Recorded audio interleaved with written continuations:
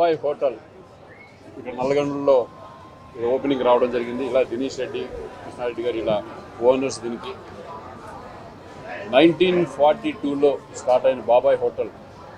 ఎందుకంటే విజయవాడలో స్టార్ట్ అయింది అది నాకు తెలుసు. ఎందుకంటే నేను చాలాసార్లు విజయవాడ బాబాయ్ హోటల్కి వెళ్ళి టిఫిన్ చేసినవాడిని. నేను చాలాసార్లు ఇండస్ట్రీకి రాకముందు నుంచి నాకు తెలుసు అది. ఎందుకంటే వాళ్ళు అప్పటి నుంచి ఇప్పటి వరకు కూడా అదే రెసిపీ, అదే క్వాలిటీ మెయింటైన్ చేస్తూ వెళ్తున్నారు.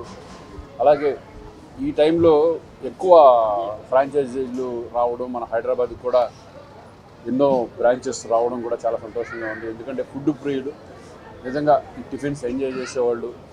ఈ బాబాయ్ హోటల్ స్పెషాలిటీ వేరు, వాళ్ళ రెసిపీ స్టైలే వేరేగా ఉంటుంది. డెఫినెట్గా క్వాలిటీ, మంచి క్వాలిటీతో, మంచి హైజెనిక్ దాంతో ఇవ్వడం జరుగుతుంది. So very happy. వీళ్ళ ఓనర్స్కి నేను ఆల్ ద బెస్ట్ చెప్తున్నాను.